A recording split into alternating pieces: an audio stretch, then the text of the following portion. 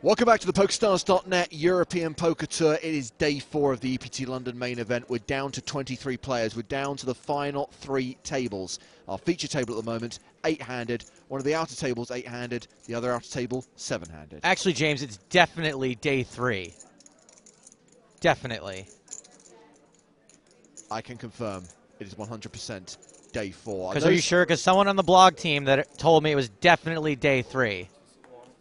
They wrote a blog. They put it in the blog and everything. Are you sure that it's day 4? I'm 100%. Well, which one is stronger? Definitely or 100%?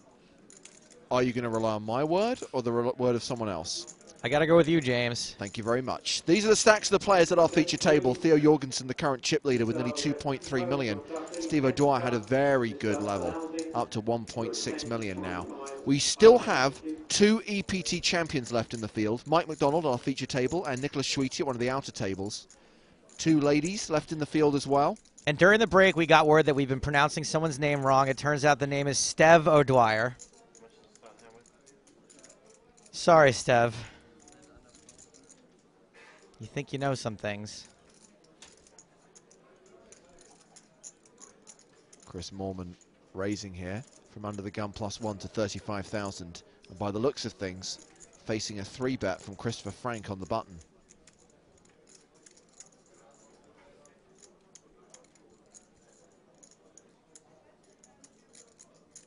A lot of tweeting going on at this table. I'm going to handle the old electronic devices question again in a minute because people keep asking, and I've covered it 1,000,001 times, but I'm going to recap what the rules are.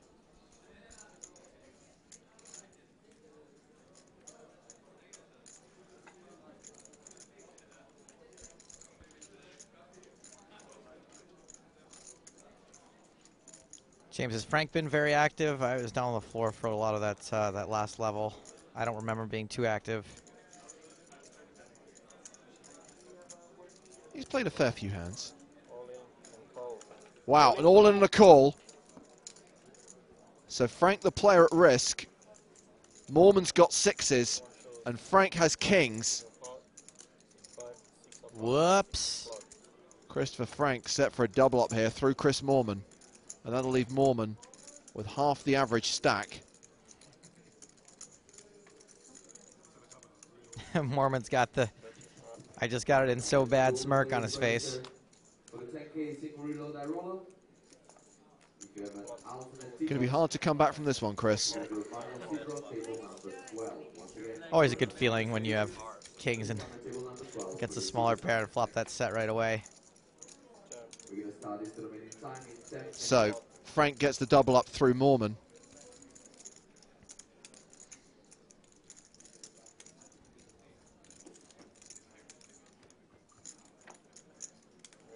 Zero tension.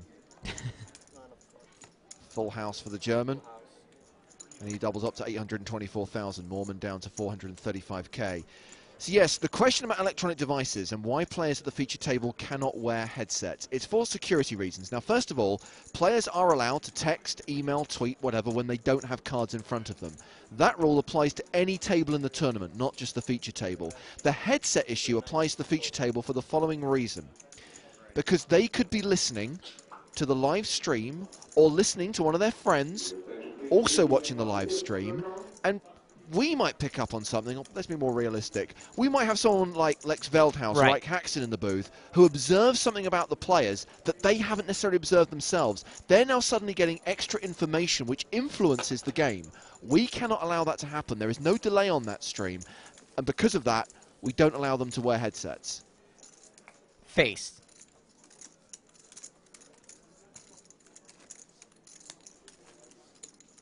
I answered one guy on Twitter during the break who said, can we weigh in on the hole cards debate? And my answer was, there is no debate. You cannot have hole cards until you're at a final table. Well, the hole cards debate absolutely is relevant at the final table. It's not a debate, though. No, the hole cards thing at the final table is purely, is it a televised event or not? Do we have hole card cameras? And the answer here is no, we don't. But yeah, there's absolutely, I agree there's no debate to be had, but the problem is when you have other live tournaments, Joe, that allow feature tables to display their whole cards in a 15-minute delay, then it does create a debate because people start asking, well, why don't you do it? The answer is, and to me it closes the debate, because we respect the integrity of the tournament. Mostly. I mean, yeah. You know how bad when I'm on the floor, though, with the camera that I just want to, like, harangue the players? Tap them on the shoulder. Hey, what's up? What do you got? Let's talk. Let us get a sweat. Now, I'm getting the impression, Joe, that you're a little bit feisty right now. Yeah. So you probably want to deal with this tweet from John Sibley, who was referring to the pronunciation of Mr. Farrell's first name. Says, commentators have christened you Neil, hashtag stupid Yanks. Now, let's look past the fact that that's quite a derogatory term for a person from the United States of America, and the fact that I'm not even American. And get to the fact that Niall is the Gaelic spelling of the name Neil, and is traditionally pronounced Neil. Speaking of derogatory, are we allowed to say Gaelic? And do you know how Mr. Farrell pronounces that name? Neil. Do you know why? Because Stephen Bartley from the PokerStars blog interviewed him and actually specifically asked him, how do you pronounce your name? And in the blog it says Niall, pronounced Neil. Now, James, hold on a second. Are you saying that Niall himself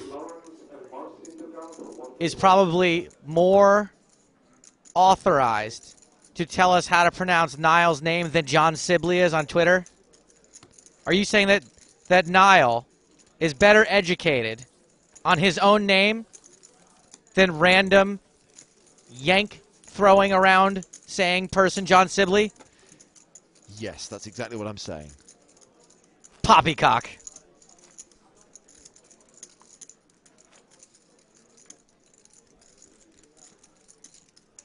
Good luck to you, N. And for those of you who missed the free roll password at the end of the last level, it is Brixton. That's the tube station we've chosen to go with today. Brixton is the password. So get registered in that free roll, which kicks off at 8:15 Central European Time. That's 3:15 Eastern Time. Oh, that was another one that I had a little fire in my belly about. The people on the Twitter asking, oh, how are there 3 people in the free roll? They guessed the password. Get over it. It happens. There are only 29,997 more spots. I think you've got one. You know what? I'll unregister so you can get in. How's that? Does that mean that someone actually sat there and went through a tube map and went through every single tube station trying to crack the password? Yeah, but if they went alphabetically, it wouldn't have taken very long. Good point.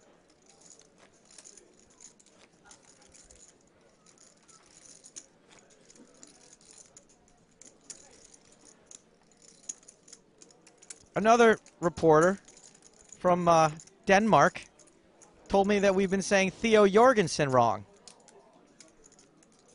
Says it's Theo Jorgensen. But we've commentated with Theo Jorgensen. We've seen him interviewed on TV, and he calls himself Theo Jorgensen. Yes, I know, but why would Theo Jorgensen be an expert on his own name, James? That's what I'm wondering. Well, to be fair, and I'm going to defend the Danish guy you spoke to slightly, that probably is the Danish pronunciation, but Theo's been on the international circuit so long that he's probably anglicised his name. I don't know, James. Sometimes I just wonder why. If it weren't for the millions of dollars we make doing this, I don't know if it'd really be worth it.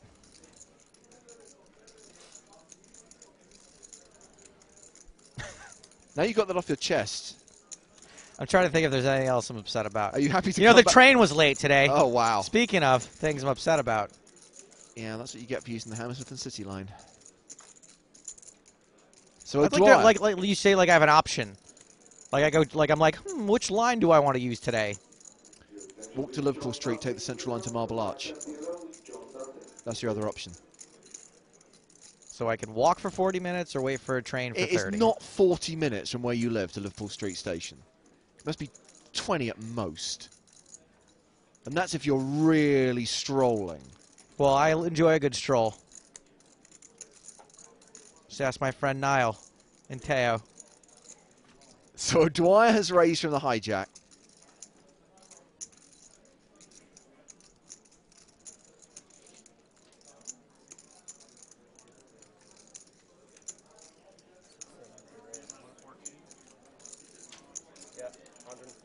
And there is a 3-bet from Neil Farrell in the big blind.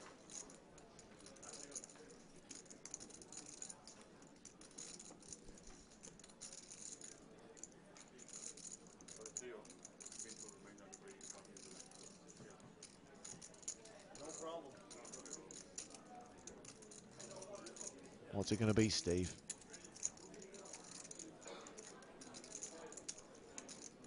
Carl Bush appeals on Twitter. Will somebody buy Stapes a drink, please? Yeah, Carl, it's spelled by, B-U-Y, not B-Y.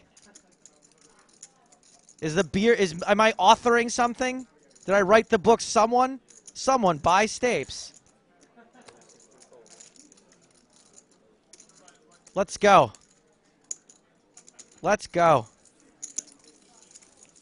Dawn says, please stop shouting, I have a headache. Give that man some chill pills or mushy peas to quieten him down a little. Mushy peas for Stapleton.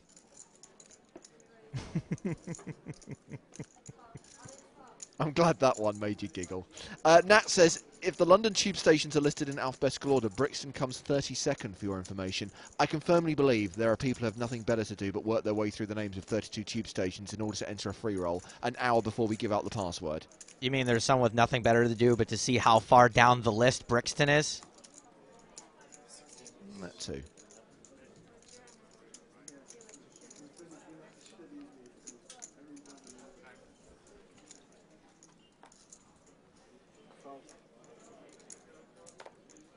And Rasmus, by the way, who I'm going to assume is Danish, is happy with our pronunciation and says it's better than the average foreigner would do. Very nice, guys.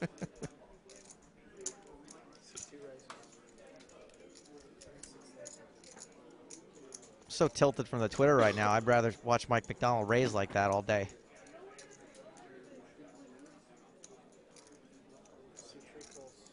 Our last guest commentator, in case you missed him, was Steve Silverman, who finished 27th in this tournament.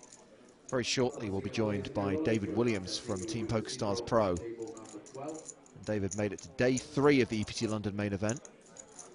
If you've got a question for David before he joins us, email nuts@pokerstars.tv. It probably will get lost in a sea of nonsense on Twitter, so email your questions.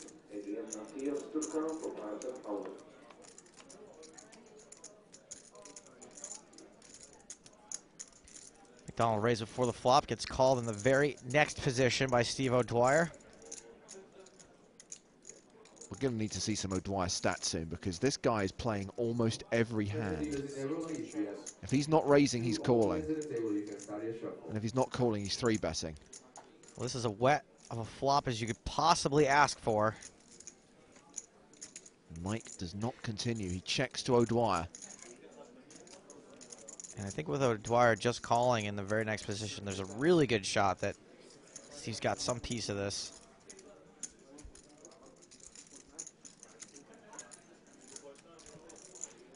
Take my breath away.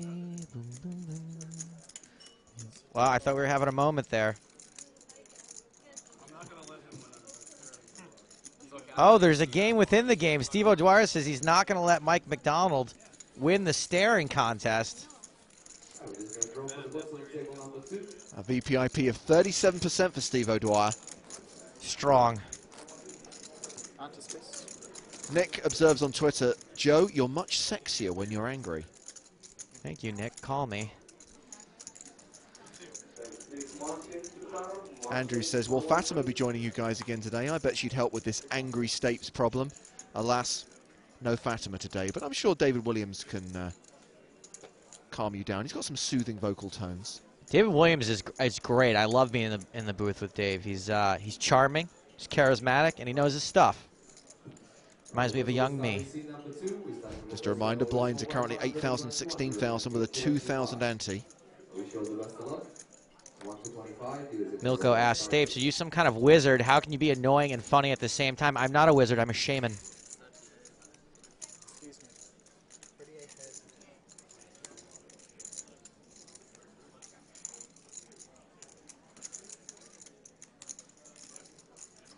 Dwyer back in the action. Kel Surprise.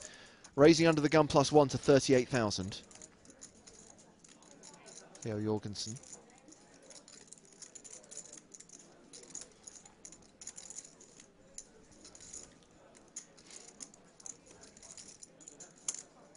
Theo can bust any player at this table. He's re-raising. A reminder of chip denominations, by the way. Yellows are 25,000, blues are 5,000, reds are 1,000. And a quick update from the outer tables as the tournament clock ticks from 23 to 22 players. Annette Oberstad is out. We've lost one of the last two remaining females. Annette, a World Series of Poker Europe main event bracelet winner in 2007 and a runner-up in EPT Dublin the same year, out of the London main event. It's a bummer.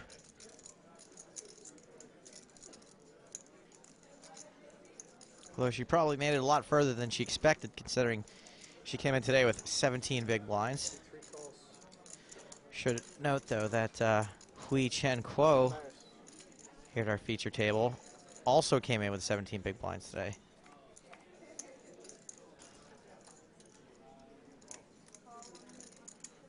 C3 checks. C6 checks. Check red. Check, check on the flop.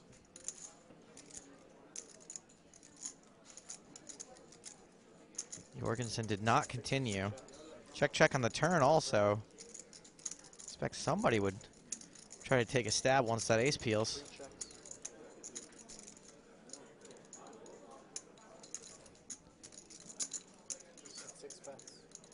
Theo's set of jacks gets there on the river. He bets 90,000.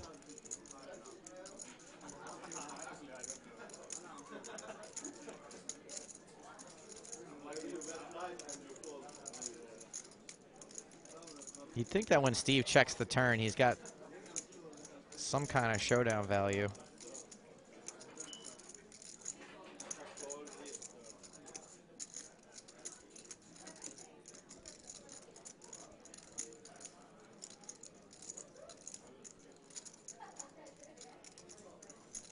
Please join players to the poker room. Vitaltis, Milvinas, Wayne Pastor, Christopher Handler, Bogdan Kapitan, Paul Kerr. And his moment of pause here would certainly speak to that point.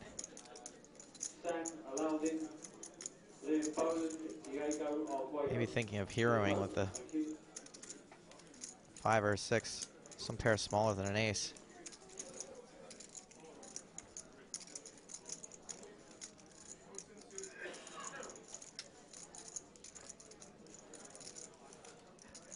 O'Dwyer calls. Jorgensen, table's Queen 8. And Steve O'Dwyer obviously has the winning hand, Ace 4. Wow, thought that long with an ace. Steve wins another pot and is up to nearly 1.8 million and narrows the gap between himself and Theo. Michael's written a little poem on Twitter. Would you like to hear it, Joe?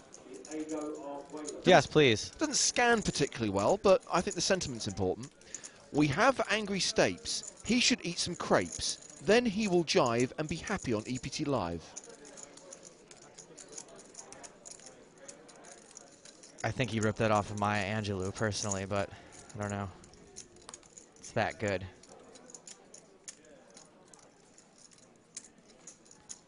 West Ender says I have that short bloke complex. To be fair, people probably think you're shorter than you actually are because you do spend a lot of time on screen standing next to me. Yeah, James is very tall. I'm a bit Gandalf-like, which unfortunately makes Joe look like Frodo.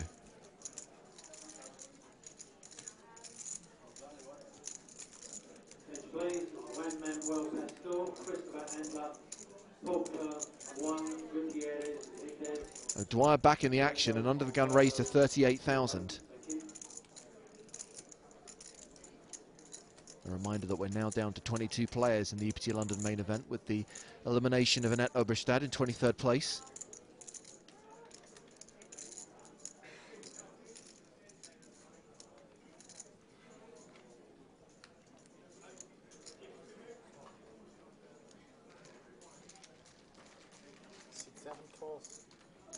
That looks like a call from Neil Farrell.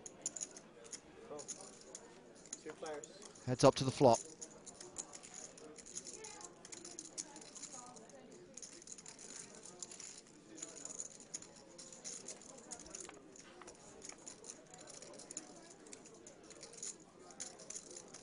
Queen high flop, 2 diamonds. C3 checks. O'Dwyer does not continue. He checks to Farrell.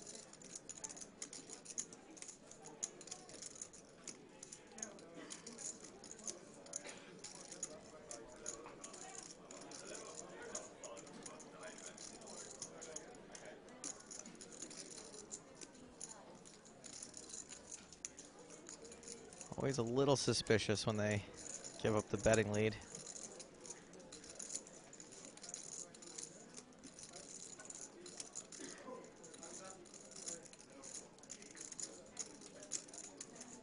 Farrell's not going to take a free card. 7 bets. 56,000. He bets 56,000.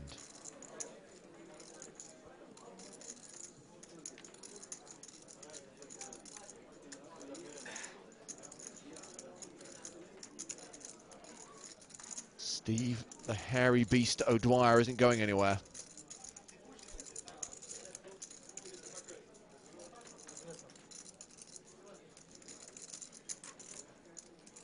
C3 raises. That's a check raise, ladies and gentlemen. 145,000.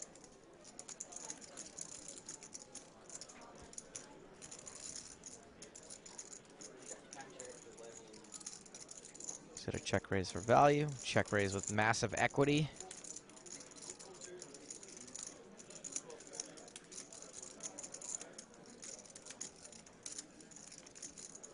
Questions that Neil Farrell may be asking himself just now. A really common check raise there. A straightforward one, obviously, is something like ace-queen with 1 or 2 diamonds.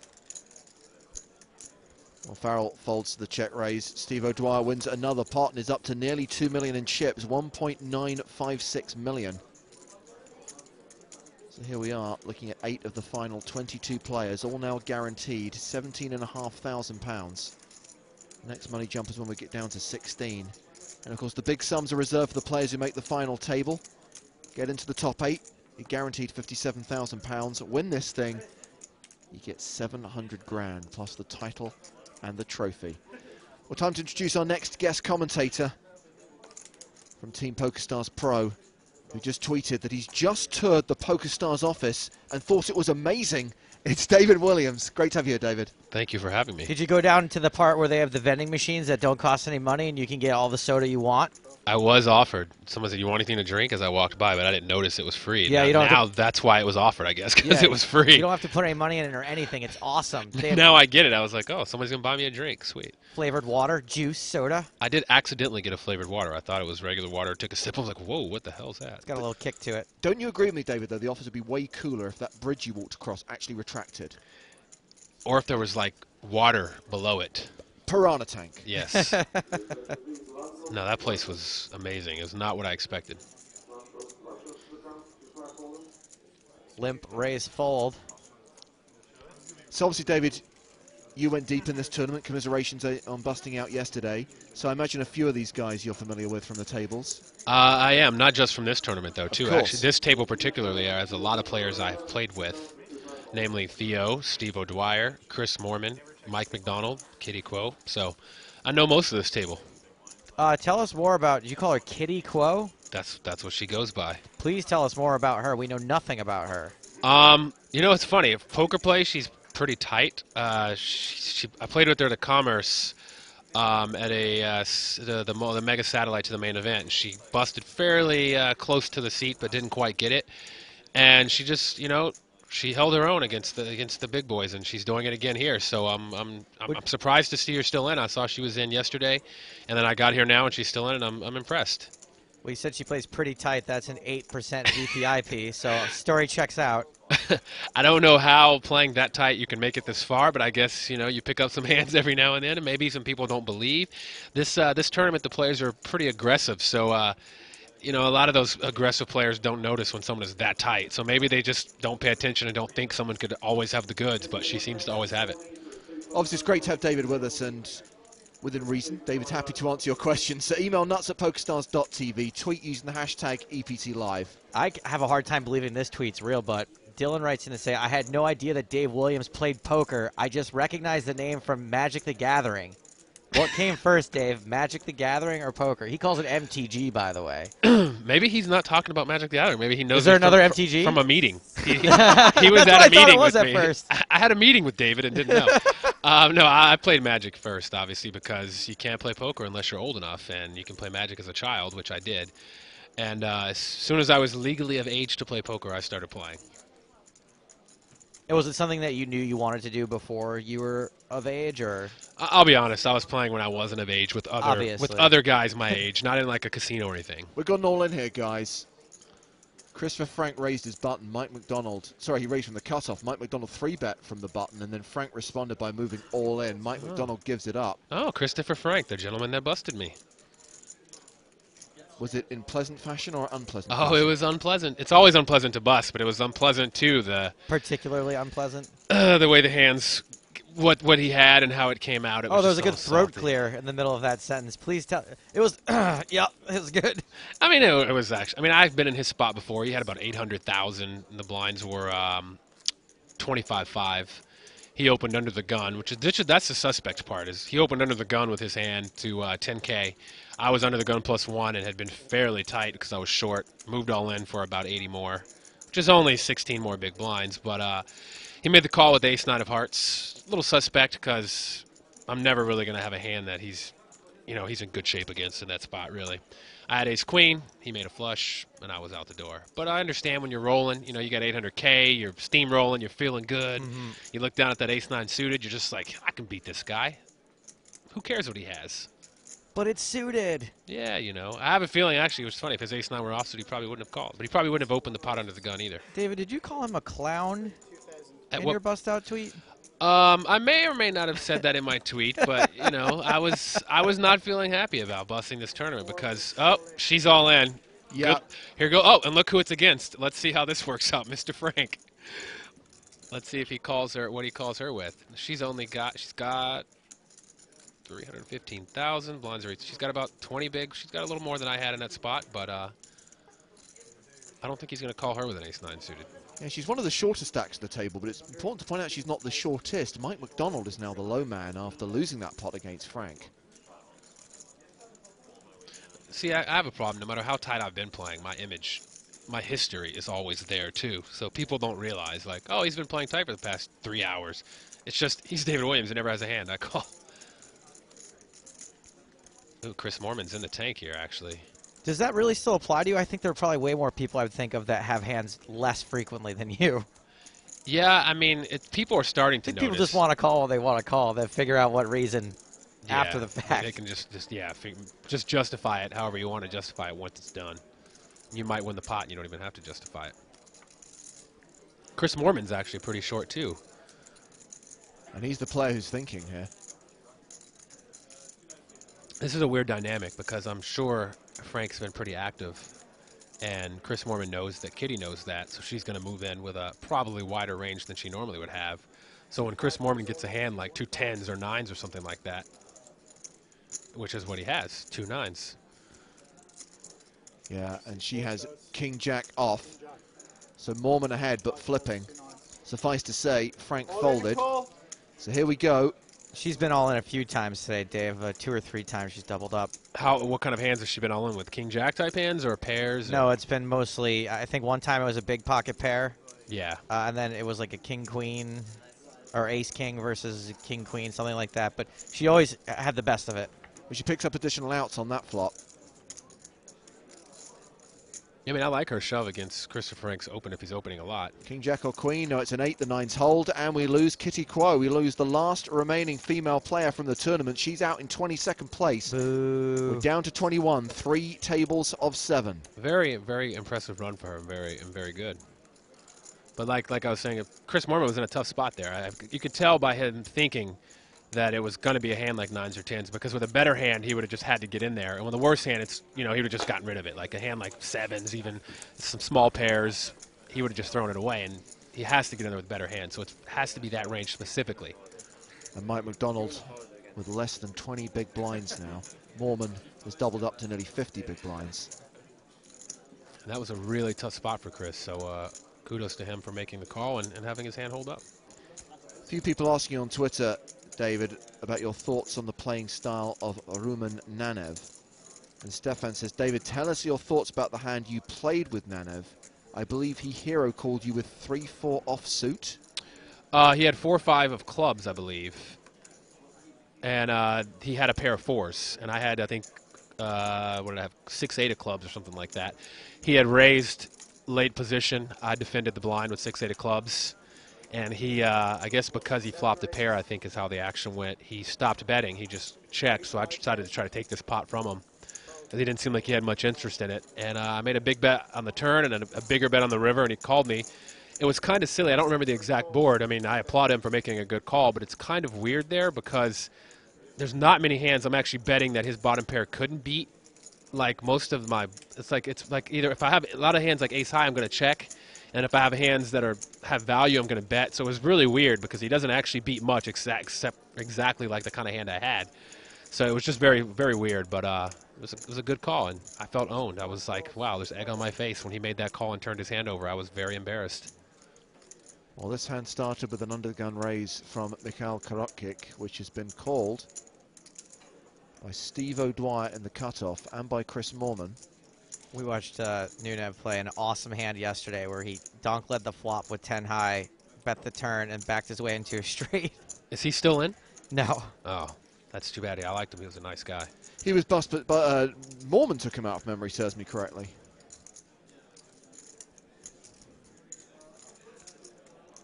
I like these multi-way pots. Theo is not having it. C6 raises. Theo is a beast. Well, hang on a second. Let's just correct the action here. The under-the-gun raise did not come from Korotkik. It came from Farrell. And Moorman is actually in the small blind. And it's Jorgensen in the big blind who now 3-bets. A squeeze from Theo to 136,000. Action back on the original raiser. I feel like for Theo to 3-bet out of the blind here when the under-the-gun player raised, he's got a real hand. I don't think this is a move. So if Farrell decides to continue on, he's got to keep that in mind and make sure he's got a strong hand also. He's counting out his chips. He's sizing it up. I don't think he's willing to give it up. 255 already in the middle. Farrell starting the hand with about 700. By the way, for those of you who picked up on my last woman eliminated line, yes, Annette Oberstad went out before we lost Kitty Quo. So Annette was the 23rd place finisher. Kitty went out in 22nd. Those women always going to the bathroom together. I saw on Twitter, it looks like she paid the iPhone 5 to Jason Mercier. She did. Did she go out and buy one here? Oh, we've got an all-in from Farrell. 3 falls.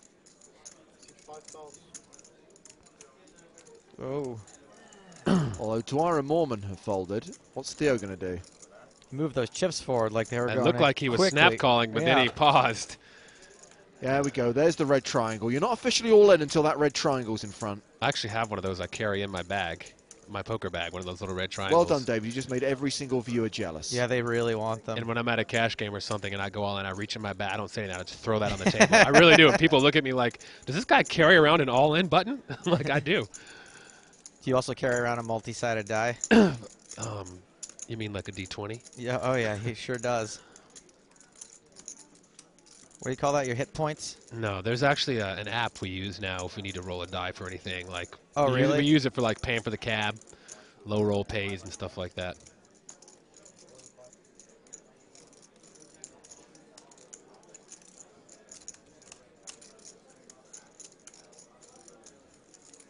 So what kind of hands is Theo going to be thinking about with here, considering Farrell's stack size? Well, I mean, obviously, it's no need to say it's a mediocre hand. It's not going to be a very strong one, and it's not going to be a very weak one. It's sort of like, it's got to be a hand like Ace-Queen, you know.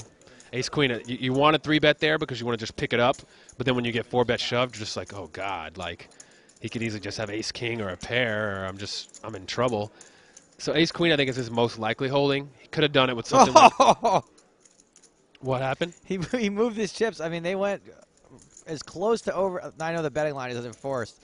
He moved his chips. I mean, it looked like they went over the betting line and brought him back. Literally, the words "and Theo calls" were on the verge of being Yeah, uttered. that was so weird. He slid them forward and then just put one on top of his cards and slid the rest back. I'm not a fan of those kind of moves, by the way. If he's trying to gauge interest, I don't think he is. He wasn't. No, even I don't looking think he at is him. because he wasn't looking. But people who do that, there's a big player who tried that against me at a WPT pretty deep, and he kept doing it and looking at me and pushing him to the line and pulling him back. And I think that's a BS move. Yeah, I mean that's not poker. Come on. Luckily, I don't think Theo was doing that. I think he just was. He's talking to himself, and he's like, oh, he wants to do it, but he hates to give up this pot and those chips. Well, Seemed Andrew, like that time he might have been doing it. Andrew, who won our competition the other day, predicts that Theo has jacks. I think with jacks, he just calls It's a here. faster call, yeah. I mean, he's got over 2 million chips. There's a lot in the pot. He knows his opponent could easily have ace-king, could have tens. I mean, I think with jacks, I think Theo gets in there with jacks right away. I think tens is a little more on the line. Ace-queen, I think, is probably the most likely. He's the chips calling. finally go in. He's calling. And Theo It's says, ace-queen. Yeah. David Williams knows. And Theo says, I couldn't be in any worse shape. Sure enough, because it looks like Farrell's got aces. So far, I'm 2-0, by the way, on calling their hand exactly. Remember I said nines for Mormon, ace-queen did. for That's Theo. why we want you in here, man. I still should be at the table, it looks like. I know what they have. There is the potential for something really dirty to happen, like 2 clubs on the flop. As a fellow member of PokerStars Team Pro, I'm rooting for that. I mean, I don't like to show bias, but you know, I gotta stick with my teammates. I'm going to balance it by saying I'm rooting for the British guy. There we go. So now we got. It's good. Now it's even. To be honest, though, I always root for the aces. I mean, I hate to see someone's aces get cracked. Stapes can root for the 1% chance of a chop pot. Everybody loves a chop pot. And it's going to be hard here. It's all about the backdoors, David. Club on the turn. 10 of clubs, jack of clubs. No, that's game. So Neil Farrell doubles up through Theo Jorgensen. Wait, one more card. Yeah, you need the jack on the turn. These dealers need to know which way to deal the cards around to give us maximum tension. So Theo now down to 1.4 million. Farrell up to nearly 1.5 million. Steve O'Dwyer now the table chip leader with 1.9 million and may well be the tournament chip leader with that stack. By the way, David, going back to the previous all-in, the hand where Mormon made the move with the nines, Grania says, I don't know how often he's good against her range there with a hand like nines, especially with Frank Dwack behind. Do you make that move with nines, David? I think it was kind of like a do-or-die situation for Mormon. Mormon's short-stacked. You know, he only had 20 big blinds himself.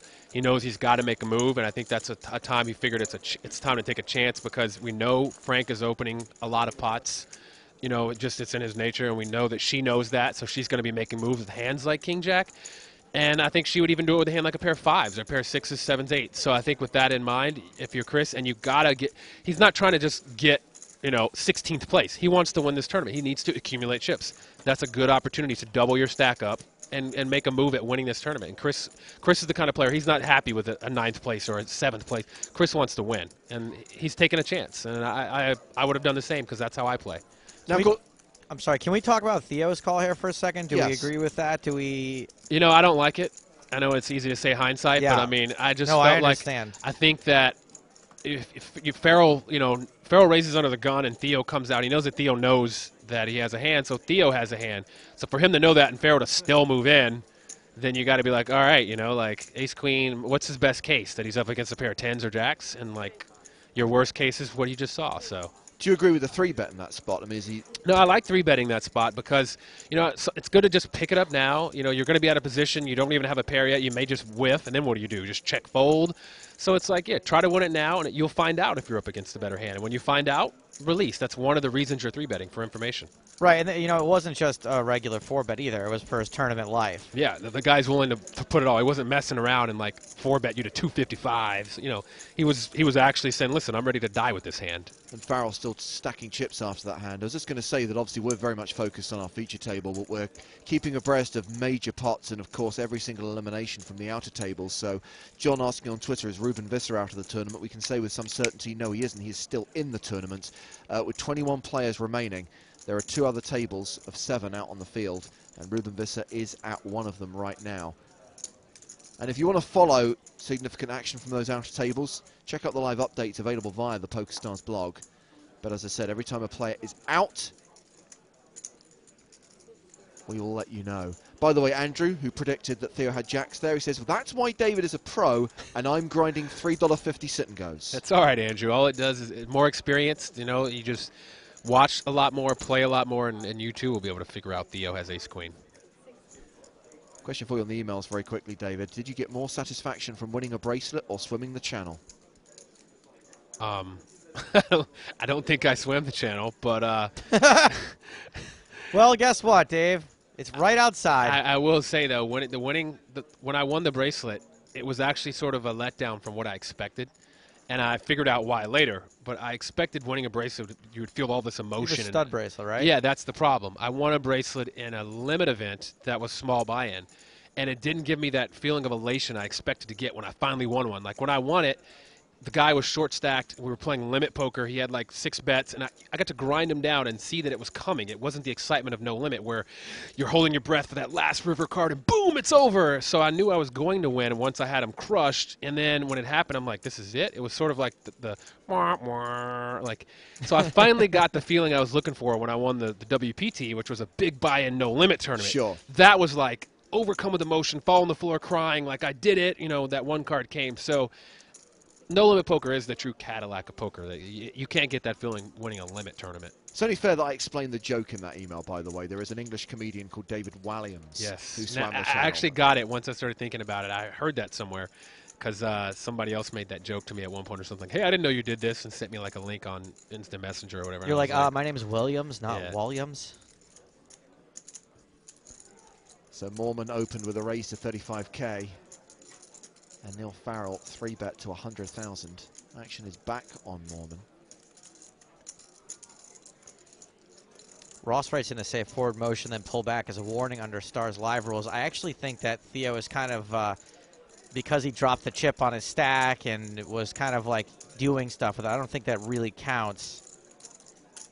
I think that he was kind of, I don't think he was trying to bend the rules, but I think that I do like that that's a warning for people that are trying to bend the rules, though, because I think that's BS, and I'm not going to call out this player that did it because he's a known player, and I'm not one to do that. But it kind of upset me, and I went and talked to the tournament director afterwards, and was like, "You got to talk to this guy," because luckily I'm a stone cold assassin, and when he tried it with me, he didn't get anything from me. I just sat there.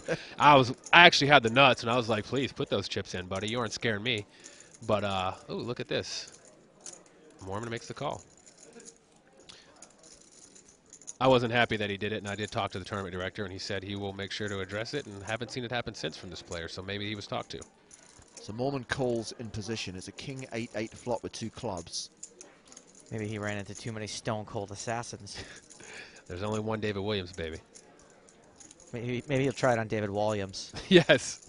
I don't think he can hold it. I think he'll probably start laughing or something. All right. It's always tough when you 4-bet somebody out of position.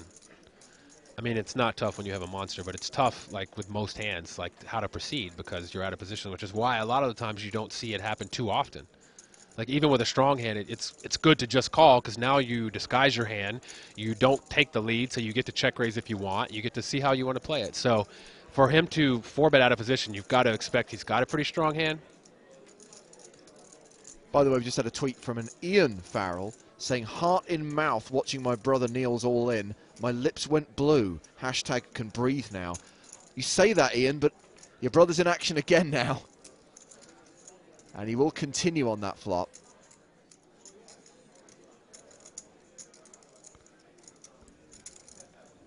Looks like he bet about 115, or is that, yeah, 115. Yellow's a 25, blue's a 5.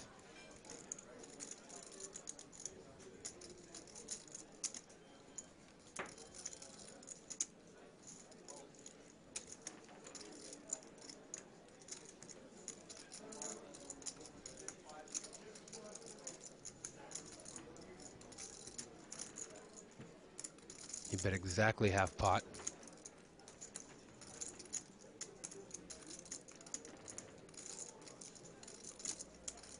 What's your assessment of Chris Mormon as a tournament player, David? Dangerous is the word that comes to mind. I mean, he actually got seated to my left day 2, right before the table broke. And I'll be honest, not many players scare me. And I wasn't scared, but I knew that we both had big stacks. Confrontation was inevitable. And I actually tweeted, he just sat to my left, fireworks are coming soon, but luckily the table broke before that could happen.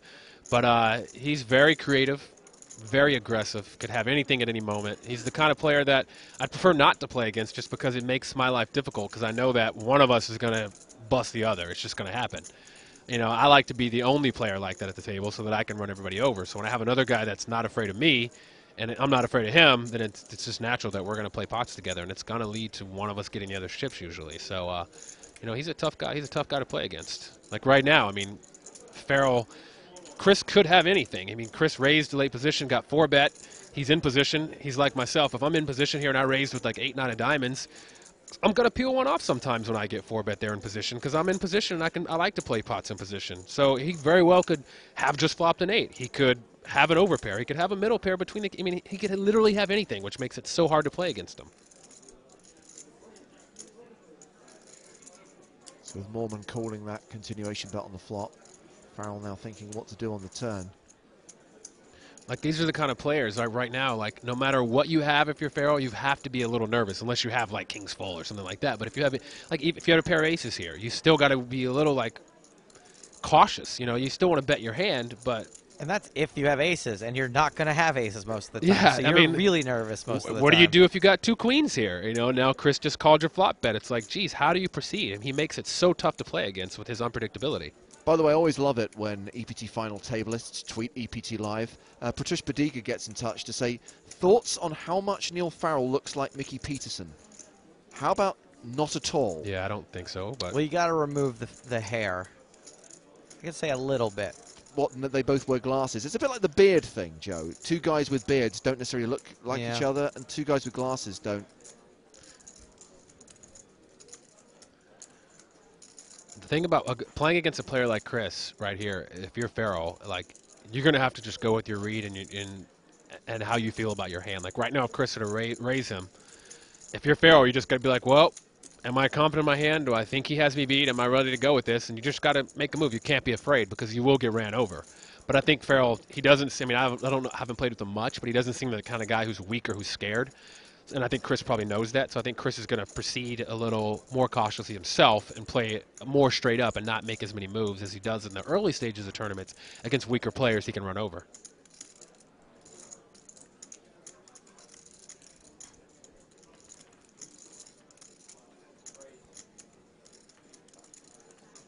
Here he goes. Mormon, by the way, doesn't have a lot of chips compared to the size of this pot. Yep, gives it up. Yeah, I think what he was thinking was he wanted to make a move because he felt like he could take this pot away. I think if he were deeper, he might have actually tried it. But I think he realized the amount of chips he had left to what he would have to commit, probably his tournament life, and it may not work because Neil Farrell's stack is big enough where he might just say, whatever, I'm going with this hand I call. Do you have it or not? And he felt like, you know what, I'm going to pick a better spot. Now, obviously, we've been here since day 1A, David, commentating on the action, and the presence of Victor Blom in this tournament got the internet very excited. And when we put it out there to people, which table would you like to see, the feature table? Victor, Victor, Victor, Victor is all we had in our ears. Now, obviously, you were on Victor's table. How did you find it playing against the great Isildur? Well, I'll start it up. I played with Victor all 3 days, which was kind of interesting. You know, I played with him day 1, day 2, and yesterday all day. Did your table just not break, or did you just ended up at his table? Each day I was at his table. It was very weird. But the funny part is I'd never met him or played against him, right? So obviously day 1 when he was at my table, I was thinking, oh, God, like, I wonder what this is going to be like. I'm going to have to, like, it's like the Chris Mormon thing. I was going to have to deal with somebody. Real quick, I'll come back to this. We have Mike McDonald all in for $300,000 under the gun. Uh-oh. Neil Farrell on the button wants a count. And I'll come back to Victor Blom after this. That'd be the ultimate indignity for a player to be bussed from a tournament while the commentators are talking about Victor Blom.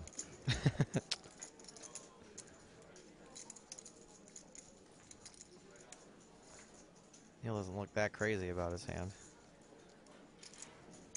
Yeah, I think this is one of those situations where a player, I was talked about earlier with Frank, where you feel like, I'm running hot, I just doubled, I got lots of chips, I just mangled Mormon in a pot. Think about it for a second. I can just bust this, and then you were like, wait a minute, there's still 2 people to act. I got, like, Jack Queen. Let me just throw this away.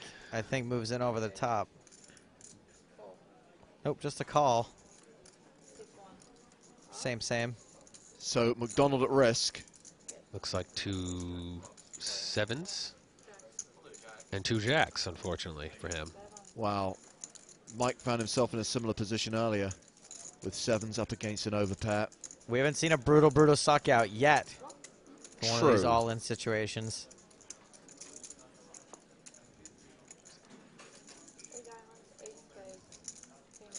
It could come an 8 and then a king. That's a fun one. That is a brutal suck out.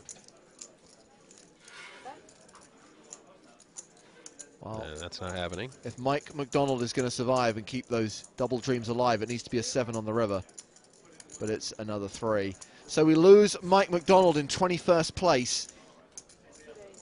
It looked like today, don't get me wrong, there was a little Twitter beef going on with him and Jason Mercier. They're just messing around. I caught up on that later in the evening, and I didn't know if that was serious or not, but it seemed pretty good. It's one of those things where it's weird when I totally appreciate that taken out of context and when you're not in the room and you're seeing those tweets thinking, what's going on here, guys? It was all good-natured in the same way that Vanessa Selp's tweet about Anton Wigg was also good-natured. I saw that, yeah. But again, could be so easily misinterpreted by people not familiar with the characters and the situation. So Mike McDonald leaves us in 21st place, meaning that Nicolas Schwiti is the last remaining EPT champion in the field, the last potential player who could become our first 2-time champion. So back to the Blom thing, I'll kind of make it quick. So I'd never played with him or met him. Turned out, he's a real nice, cool guy. After 3 days of playing with him, and I was basically seated next to him. He was on my left once, I was on his left once. I like him a lot. Like, we became friends. We were chatting all day, each day. At the end, you know, he was talking to me as I busted out, what's next for you?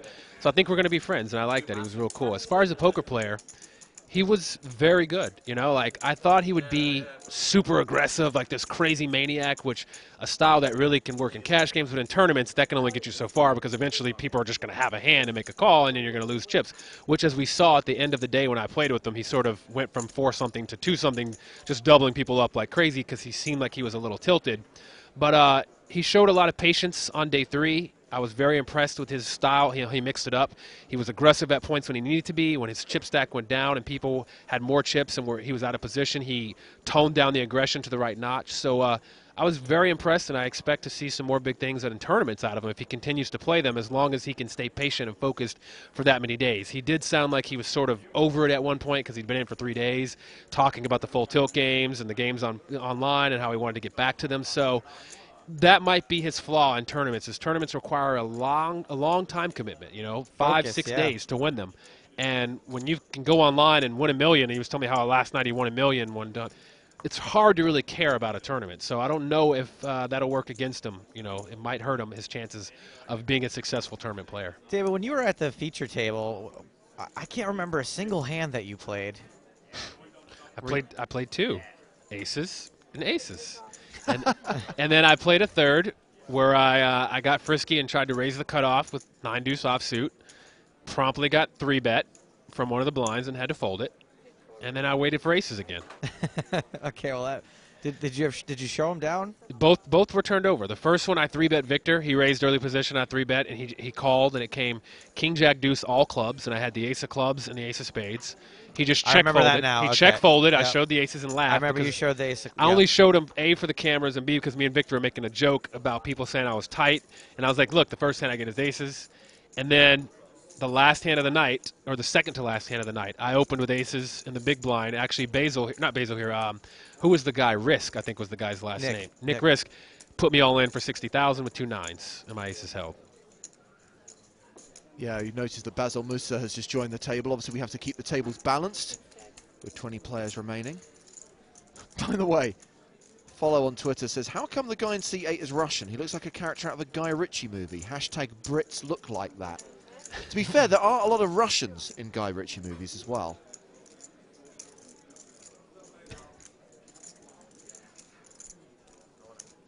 Jorgensen's the original Razor here. How do you say the other gentleman's name? Korotkik. I'm just going to call him Mr. K. How about that? Because I can't say it, and I don't want to butcher his It's name. almost like Karate Kick. It's just Korotkik. Korotkik. You got it. Boom. I don't know much about this player. I didn't play with him at all in the tournament. I actually didn't even see him very often. So he has a propensity to celebrate loudly when he wins a big hand. Not unlike a guy from a Guy Ritchie movie. And Steve Silverman was with us earlier on, David, and he found it quite entertaining. But we could understand how, if you're at the receiving end of a bad beat, you might not find it entertaining. Yeah, I have learned in my old age, poker age, when I win a pot, I don't celebrate. You might get a fist pump out of me when it's like a key situation late. But that's fist about pump it. is silent. At You know, least. you might get a fist pump, Yeah. or if I'm short and I double up, I might like clap my hands like, yeah, you know, and sit back down. But if I knock someone out, I just, no matter I had the best hand, the worst hand, give them a beat, don't, shake their hand, nod, let them leave. I try not to do anything when I knock somebody out or cripple them, just because I just try to. I don't like it how it feels the other way, and like, it's just not my thing. Theo back up to nearly 1.7 million. His bet of 400,000 on the river, won in that pot. Now, I don't know if you're aware of the EPT concierge service. Is this something you've ever used, David? I have not yet, but I've heard about it It's for like awesome. booking tables and things like that. Well, I can tell you that EPT concierge has some hospitality box tickets for tonight's Chelsea-Steyr Bucharest match. Now, these tickets are £200 plus VAT. VAT, for those of you not aware, is 20%. That's £240 each. They include a great view of the match. You get food and drink as well, a special program, etc. I mean, hospitality box, there's going to be pretty good seats, right? There are only 4 tickets left. If you're interested in those tickets, email info@eptconcierge.com or visit the website eptconcierge.com. You know, and as long as we're going over stuff like this, I'm actually selling a lamp. It's an IKEA lamp, originally priced £30, but I'd be willing to go 10 Plus VAT. plus VAT, 20%. So that's £12. If anyone's interested, just holler at me on Twitter.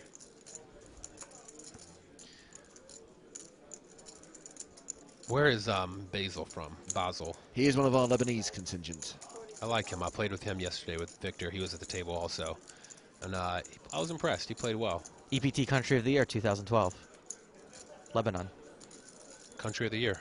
In the EPT8 Awards, they did indeed take down that prize, and we had, was it 3 Lebanese players at the final table of EPT Deauville? Yeah. Wow.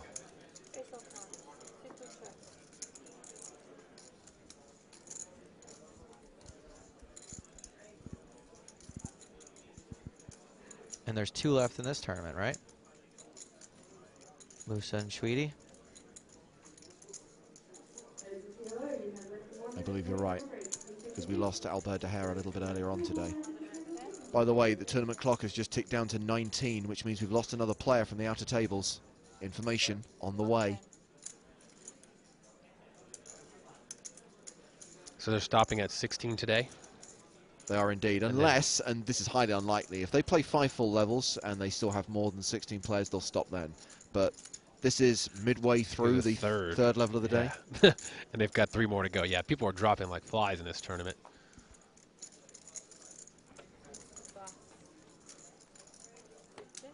Jorgensen's bet on the turn wins him another pot, and He's just clawing his way back up. he's recovered really well, Yeah. considering that was a big blow to his stack, and he's back up to nearly 1.8 million now.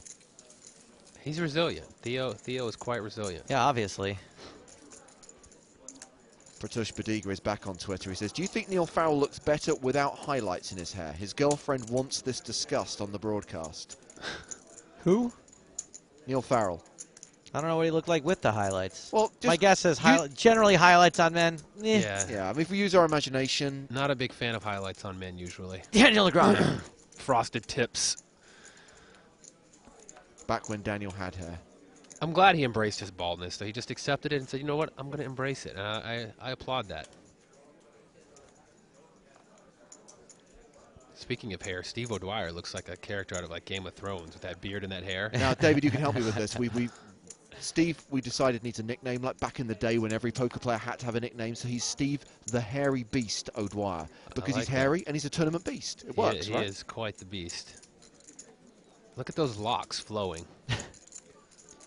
He cut all the hair off like a year ago, too, and it's back. I can't believe there are people genuinely asking about your lamp on Twitter, Joe. I wish I could say I'm surprised. If they can't meet him themselves, they can own a piece of him. They can That's own right. his lamp. I mean, think about that. Can you imagine, like, if guests come round and you try and show off by saying, that lamp used to be Joe Stapleton's. Who? Kendrick Banks asks, why does the EPT play 8-handed and not 9? because it does. What are your feelings on 8-handed versus 9-handed, David? Oh my God, I love it. I love it. Please, I wish everybody would take notice. I mean, 10-handed poker is just terrible. 9-handed poker is just a little bit better, but just the less people, the more hands you get to play, the more action, the more comfortable you get to sit at the table. I mean, there's so many benefits to just playing 8-handed. Once you get up to 12-handed, it's good again, though. Yeah, I mean, actually, the main event of the World Series, the year I got second, I started at my opening table 11, right? Yeah. Not going to lie. They were so shocked at how many people showed up that they had to just put tables wherever they could. We were at a table up against a fire exit at a door. A fireman came and shut this down eventually, a fire marshal. And we were 11-handed because they just didn't know what else to do. Like, we'll just pack them 11 deep at the table. And when one goes broke, then you go to 10-handed. And every table was 11-handed. It was miserable. I mean, the only hands that got shown down were like kings, aces. Like, I mean, nobody could play anything. You can't open up with like a little suited connector because good luck. You got 10 opponents. Somebody's going to find something. I mean, the normal situation on the EPT is on day one, the tables are often 9-handed. At events where we have really big fields and to maximize capacity, sometimes we'll go 10-handed. But the dictum is that as soon as we can go 8-handed, we do. I mean, this one here, when I started it was only 9-handed. This was a huge tournament, so I was very impressed by that because most big tournaments start out 10-handed, just until the field gets narrowed, and it started 9. And I applaud the EPT for that. I was very happy.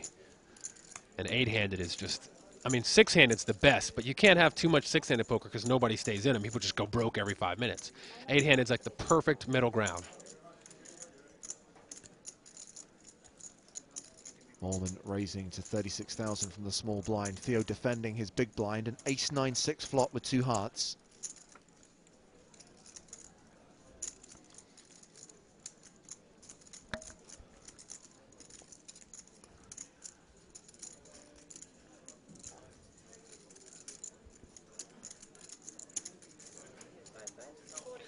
This is a spot where Mormon's pretty much going to raise out of the small blind with 100% of his hands because he's just not the kind of player that wants to give someone a walk. And it's kind of like an poker ego thing.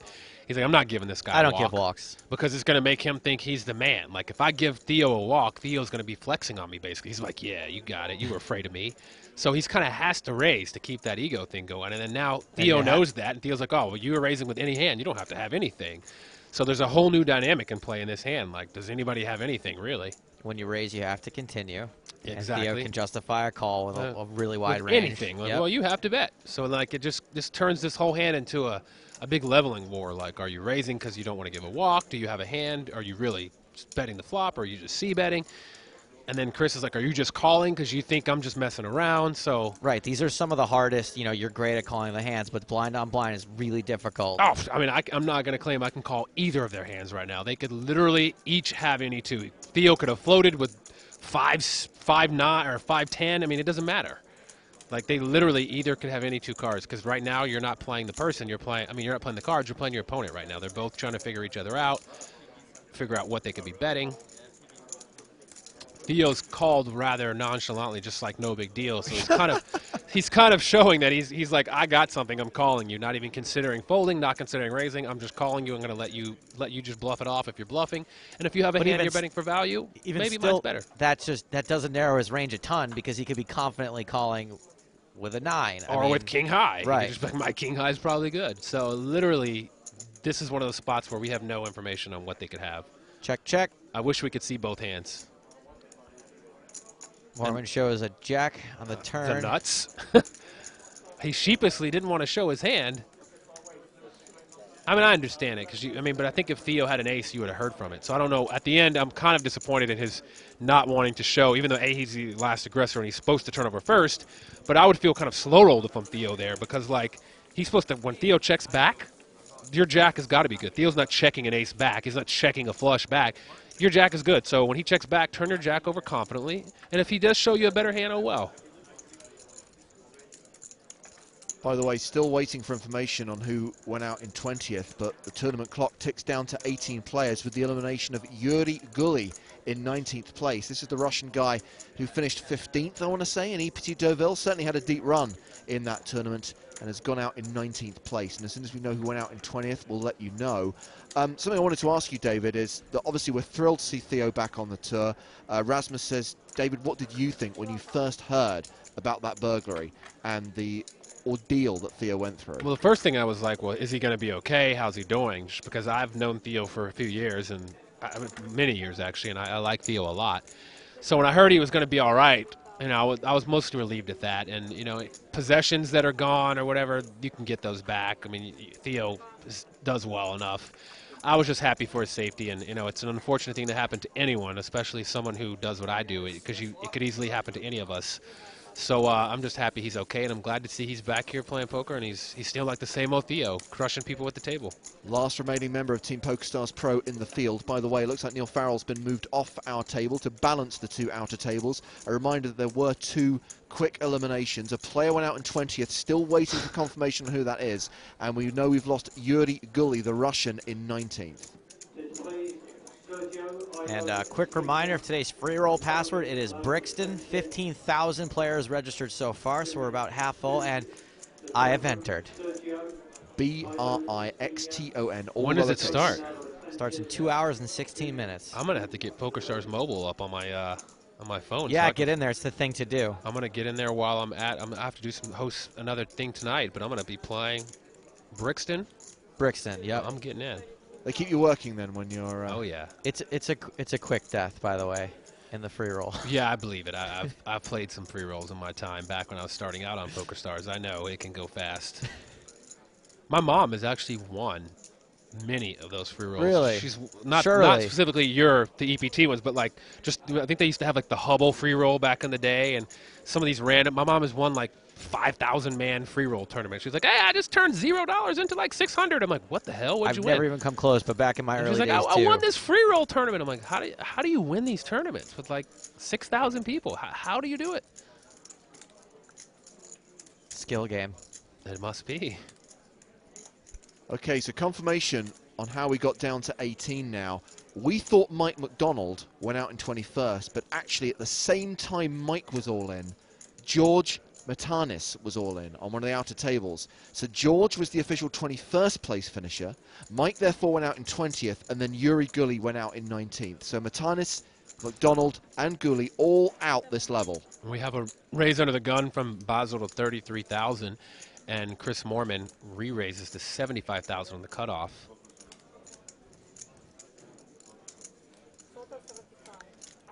Which means we're 2 players away from the end of the day. Correct.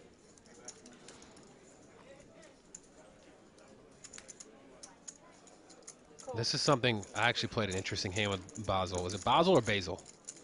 How does he prefer it? Do you want to know? I would say Basil. Basil.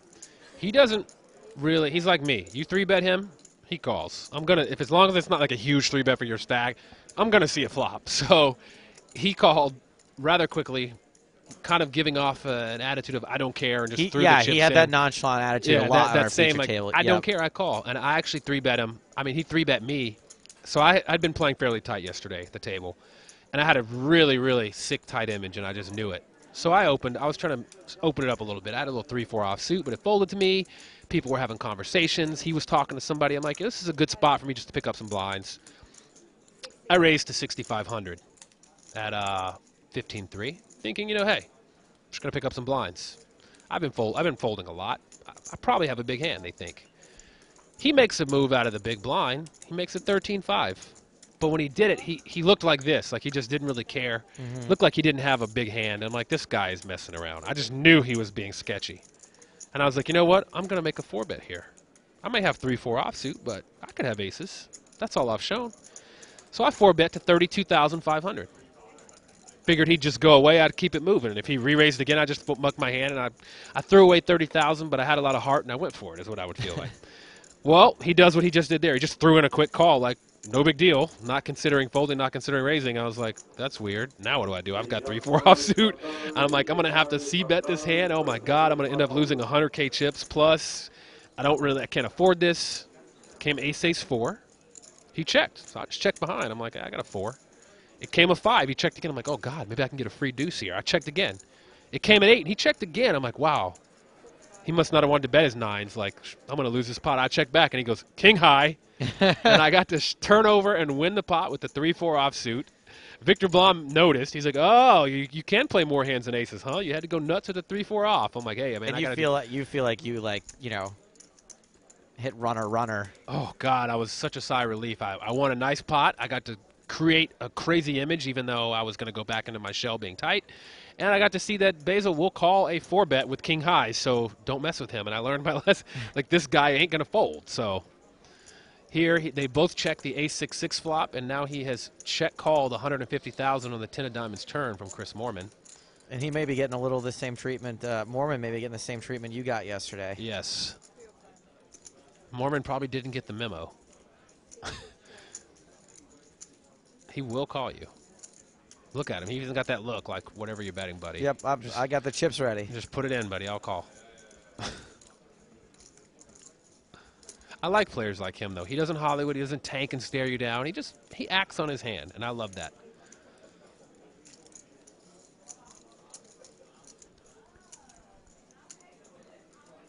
Theo scratching off a little scab or something on his hand. Look at him. What's that? Who's it on, he asked.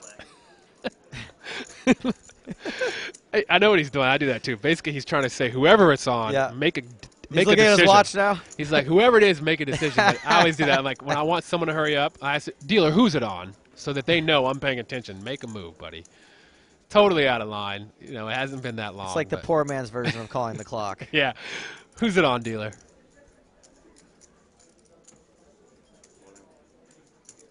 Jeez, just look at this. Called kick guy or whatever. Oh, Chris has moved all in for 355,000. And this is a way you can keep Musa from calling you too light. Yeah. And sometimes there's certain players like this is all they respond to. The thing is, this is a beautiful move if Chris has a strong hand because... Oh, it throws in one chip for the call. Ace is full. Musa, is that what I see? Musa's... Oh, ace king of hearts. Same thing, just as good. Value shoves. Oh, and gets called by his jack. That's the problem when you're a player. When you give off physically so much, like, make it obvious, like, listen, I'm calling you, which is what his body language said. You get abused by players that know that. Like, Moorman could have bet for value here, a little small, try to get tricky.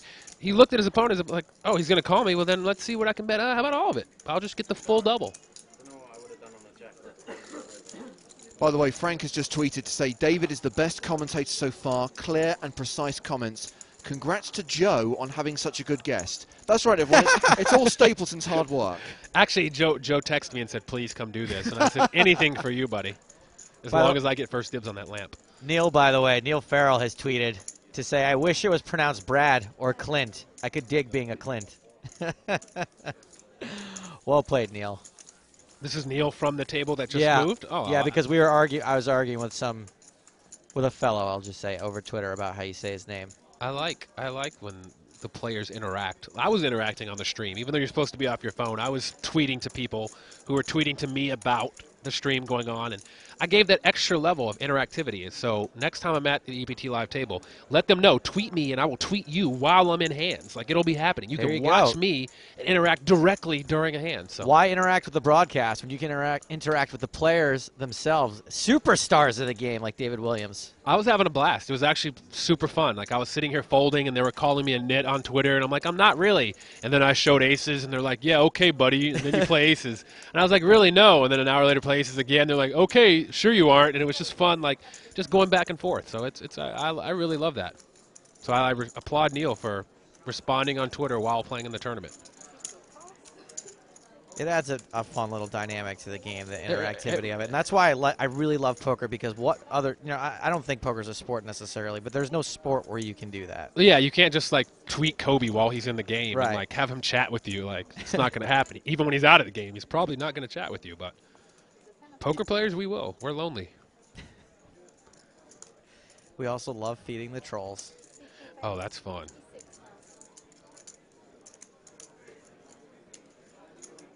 Look at Moorman, so happy, just stacking up his beautiful new chips, counting them out.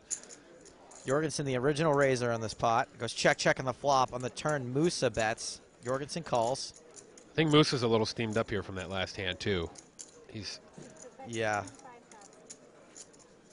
Nothing is better, though, when you take a beat like, not really a beat, but when you lose a pot like that, to get a big hand right after it. Because no one gives you credit. Yeah, no one wants to give you credit. They're just like, oh, this guy's steaming. And then you get to just show them the goods.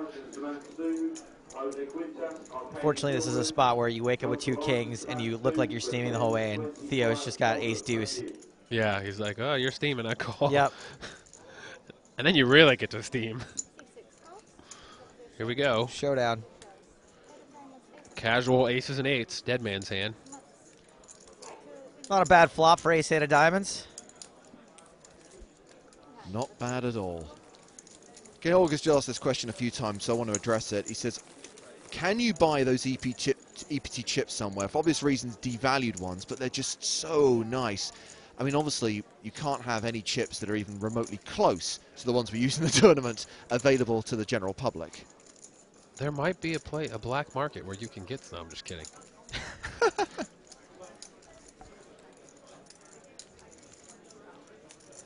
What you guys should sell, I think though, you can is- get them at Men the Masters garage sale. I didn't want to say that. I was trying to be, you know, I didn't want to call people out, but they should sell at least the dealer button and the all-in buttons, right? I mean, that would be a good thing. People like the all-in button. I have one in my bag. A lot of people have raised the fact Sure that you didn't the buy it, Dave. all-in triangles should be available on the VIP store, and it's something that we're certainly going to suggest because, yes, I think they would be very popular for people to use in their home games. The way I got my all-in triangle is at an EPT. I went all in on the last hand of the night, and as I won and dragged in the pot, I just dragged in the all-in triangle. And since the night was over, the dealer, you know, everybady's getting bags. I just threw it in my pocket and was like, "Hey, look at this! I've got an all-in triangle." Actually, no, I put it in my bag. I was going to say, No, bagging is the best I know. way to I do bagged it for the next day. That's the best part. I bagged it for the next day, and then when I unwrapped my chips in the morning, it was Then still you take there, and it. I was like, put it in my bag. Guess You I'll did just keep it. A little inside man type Yeah. of move. Now, some people may consider that theft. I call that creativity. You know, I'm part of PokerStars. PokerStars is part of me. I'm just borrowing the all-in triangle. I'm going to give it back one day. Hell, whenever I'm all in, I pull my own out of my bag. Maybe one day at these EPTs, the dealer won't have enough because they only have 2. Maybe there'll be a 3-way all-in I'm a part of, and I can say, hey, I got one right here. Here you go. Donating this back. Here you go. The 3rd all-in. Down to 17 players, by the way. That means another elimination from the outer tables. I'm calling it. Steve O'Dwyer got 2nd in this event last year, right? Yep. Yes. Vinny? He's going to do it. He's Not gonna- exactly this event, but the last time we were here in It London. was in the fall last Yeah. time, but I think he's going to do it. He's going to finally bring it home. Well, no, it was the EPT London main event, so it's the same event. We call it that? Okay. Yeah, I mean, there's Hasn't not like been one this- since then, It's right? not like the spring and the fall EPT London, right? I mean, there hasn't been one since. They moved it now. This is the very last time we were here. Yep. Yeah. I think he's going to do. He's got some tough competitors. There are a lot of good players left in this tournament, which is awesome to see. Yeah, still a long way to I go. mean, look at this table.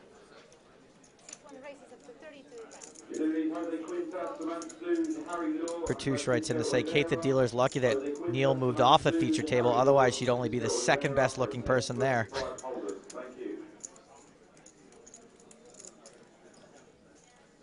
Neil has got lots of Twitter fans here tweeting EPT Live. I like to see I that. think Pertouche is making it seem like there are more Neil fans than there really It's just one fan who's very persistent. Oh my God, the bidding has started. Christian Faulkner says, David, I will give you $100 for your red triangle. That red triangle is not going anywhere. Not for sale. Can you hear him? It's a part of him. My favorite part is when I'm playing a tour that's not an EPT, to use it there, to sort of like represent for my team, my crew, my PokerStars family. Just hearing the player who went out in 18th place was Rory Matthews. Square goes ya. Another player from the UK gone. So we've got a raise from Frank in the cutoff to 32,000, and Steve O'Dwyer re-raises out of the small to 87. I like that. A lot of players like to 3-bet small, but when you're 3-betting out of position from the blinds, I like to make it big.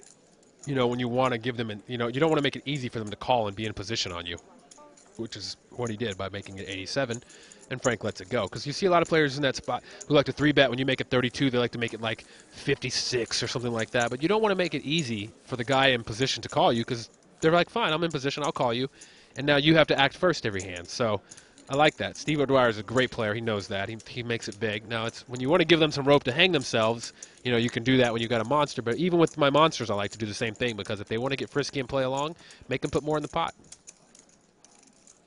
Gotta pay to play.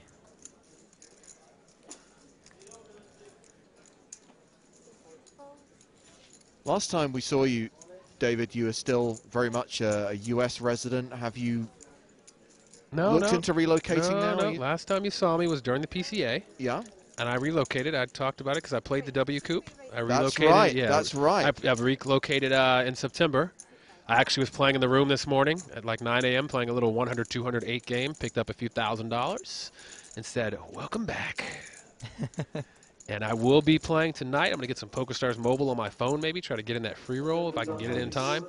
The problem is with my phone is when I go to download PokerStars Mobile, it says you're a U.S. customer. Even though I'm using the App Store here in London, it's still like I have to like go switch my credit card info and like change it my residence to get like a different store so I can download the app, get it on my phone, and then it just gives me problems.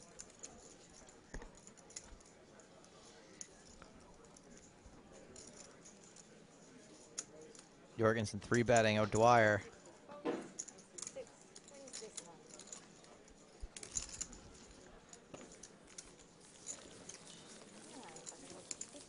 And I try to keep once, and I was saying the problem is once I get PokerStars Mobile on my phone, then when I get home to the States and sync my phone, it says you can't have this Yeah. app, not authorized, and it deletes it again.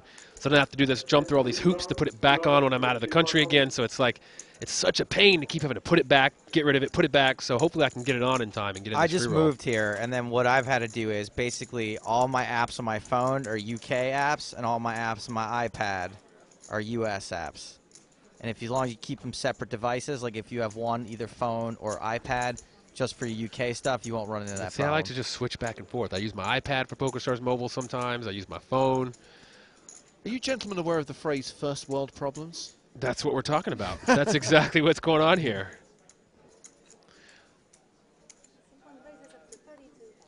We have a raise from Frank under the gun.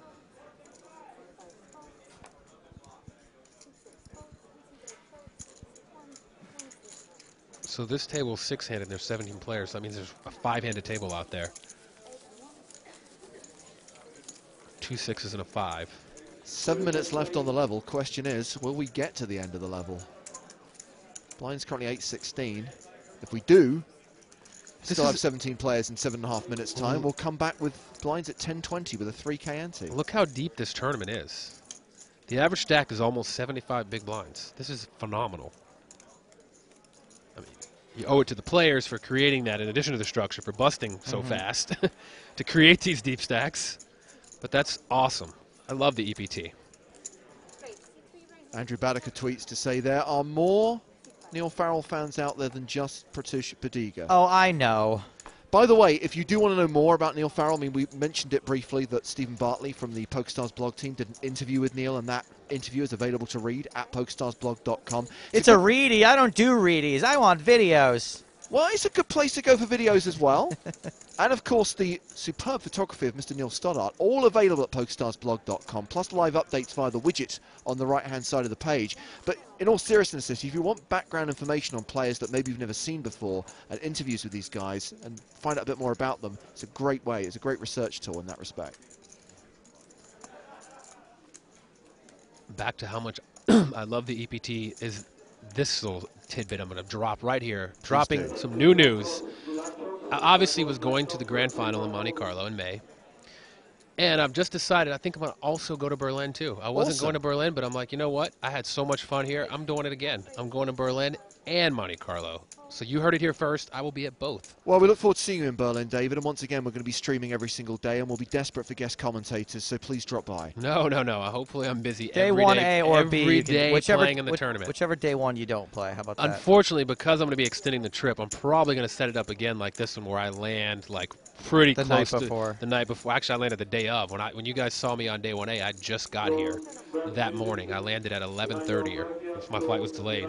Took a taxi right over and jumped right into action, but not going to cut it that close. Okay, I think the PokerStars blog's had enough advertising now. I think we can get back to the hand.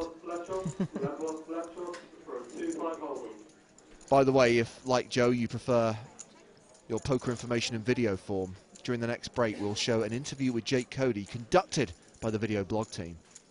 So for this hand, Chris Moorman opened with a raise to 35,000, and Christopher Frank called him, and then they checked the flop.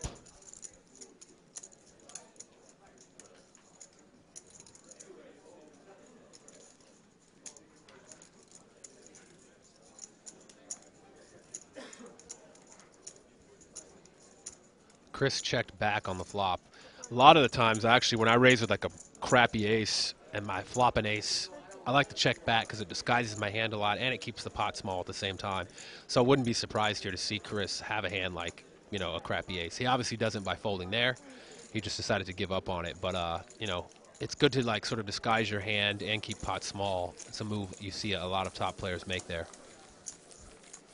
Peter Stoneman is intrigued to know who is still in the tournament. Don't forget, head to the PokerStars blog, click on the widget. We keep telling you people. Jesse says, David and Joe, can you talk about the relocation process? I mean, how was it for you, David? Where did you decide to go? Was it across the border to Canada? Yeah, the easiest thing for me was Toronto. I had a lot of friends already living there, so it made it like, you know, I knew I would have that network of people I know. So getting an apartment in Toronto is not very difficult, you know. It's just, this is the time to get away and to go do it, find a place you're happy with, get it all set up. But once you do it, it's like a relief, you know. It's like it's done. I'm playing online now. Now when I'm here in London, I can play online. When I go to PCA in Bahamas, I can play online. When I go to Berlin, I'm able to play Monte Carlo. So it's like, hey, I got it taken care of. You know, now one of my favorite things to do is me and my fiance love to go to Cabo. And before Black Friday, my favorite thing in Cabo was she would sit on the beach or the pool. I would have my laptop next to her, and I'd just be playing internet poker. Now we can do that again, and I can't wait till we get a weekend where we just head down to Cabo, and she can sit in the sun, and I can play a little poker. Who's watching the kid? Oh, she watches herself. She just plays down by the water. No, she stays with her and my fiance love the beach. They hang out together in the water and play in the sand, and it's just the best. And Joe, obviously you've relocated to the UK. When you came here, what did you have to go through to get online? It was really easy. I just had I just sent customer support my lease and a utility bill, a screenshot of it, and that was it. Yeah, that part was easy. The PokerStars part was easy. They wanted the same information. I just sent. I didn't have to even fax or anything. I literally got to take my cell phone, take a picture of the documents, email from my phone to the support. They verified the documents, and I was in. The part that was just the pain was actually going to Toronto, getting an apartment, all of that. But the actual PokerStars made it hassle-free. You know, provide them the documents, and you're good. So Moorman's under the gun raise, called by O'Dwyer. And Steve check-called the flop for 45,000. He now checks the turn. Decision on Moorman. We haven't seen any nice big coolers and setups. Like, this is the kind of hand where I want to see like a 9-10 and like a queen-10 of spades versus like, I want to see some action, some fireworks, a big cooler. That's not really what poker's all about. They show that spades, set of jacks, something like that. Yeah, I mean, on TV, those are the hands you always see. Poker is really what we've been watching: value betting, small pots, just jabbing and jabbing. But we haven't had any of those big, crazy moments. You know, I want to see one of those. I encourage you, David, to watch some of the EPT TV shows available to watch at PokerStars.tv, because I'd like to think that we do show some of those hands as well as the action hands. No, you guys actually do. You have a deeper broadcast, and it's a lot more time. But I'm saying a lot of the quick made-for-TV moments where you only have like a 30-minute, 1 hour broadcast. You know, they show you the highlight reels, what that really is. This is what real poker is, what you guys are watching here. Which is, if you notice, there's not a lot of big confrontational all-ins. It's just a lot of value betting, raising, bluffing, small bets. Because the good players here, a lot of good players don't like to put their tournament at risk unless, you know, they have a good read on the situation. So 110,000 apiece on the turn. Ooh. And there is the Queen of Spades on the river, bringing a potential flush, pairing the board. O'Dwyer checks a third time. Is Moorman going to empty the clip?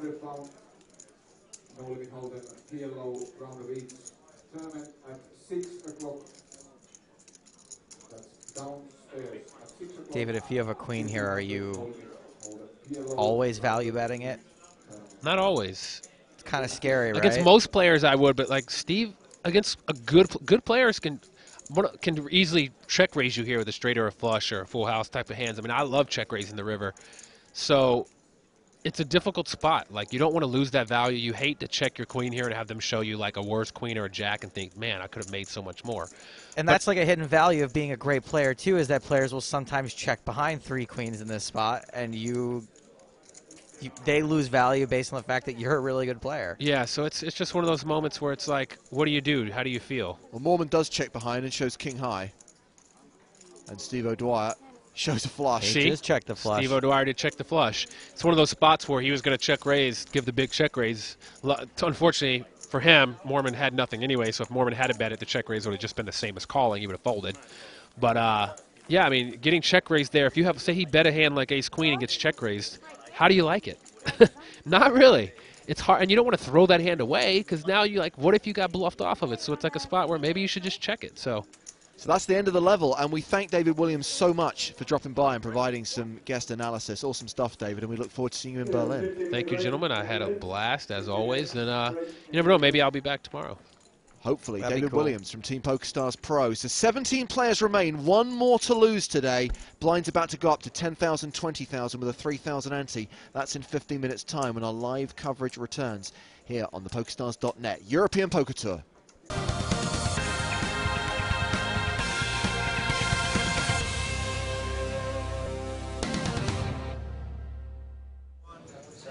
Hello and welcome back to the PokerStars.net European Poker Tour. I know what you're thinking.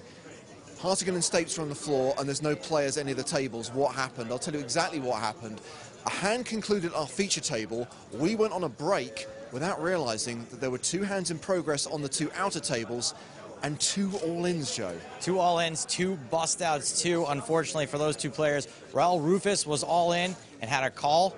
Max Greenwood also all-in and got a call. Both players eliminated on the final hand as players were going into the break. Unfortunately, we blew it. We missed them. We were on break. They didn't happen at the feature table. And from what I understand, Max Greenwood not really that pleased that he ended up being all in the same hand because apparently Raul Rufus was all in first. But unfortunately, both players eliminated. They went out in 17th and 16th places. If you want details on those hands, be sure to check out the PokerStars blog. Absolutely, there'll be the live reports team doing the exact hand descriptions, and of course there'll be the end of day report available for you to read at pokerstarsblog.com. So that means we're down to 15 players. It means play has concluded for the day, and it means we'll be back tomorrow for the penultimate day of the EPT London main event with 15 players playing down to 8. And if the action tomorrow moves as swiftly as it did today, there is the possibility of some bonus coverage. That's right. Going on right behind the camera here is the High Roller event. Now, that thing's just getting started right now. A lot of players haven't taken their seats yet, but by tomorrow it should be in full swing. So if things end early with the main event, we will take a little bit of a peek at the High Roller. Maybe that guy right there. Maybe Jason Mercier. Maybe he'll still be involved. Go ahead. Say hi, Jason. Oh, he's such a superstar. Look at him. Handsome for a man. Jason Mercier, one of the many familiar faces, one of the many big names in that high roller tournament. As far as the main event is concerned, we still have Theo Jorgensen from Team PokerStars Pro. We still have Nicholas Schwiti, a potential 2-time EPT champion. The action begins at 1 p.m. Central European time as 15 play down to 8. The main event will still remain our primary focus. And of course, our localized coverage continues. You can watch in English, Mandarin, Portuguese, Russian, and French. And of course, tomorrow we start our localized coverage in Belgian. You've got Belgian, French, and Dutch streams, plus, of course, LATAM Spanish. All those streams going live at 1 p.m. Central European time. Join us for day 5 of EPT London. But for now, from Joe Stapleton and me, James Hartigan, it's good night from London.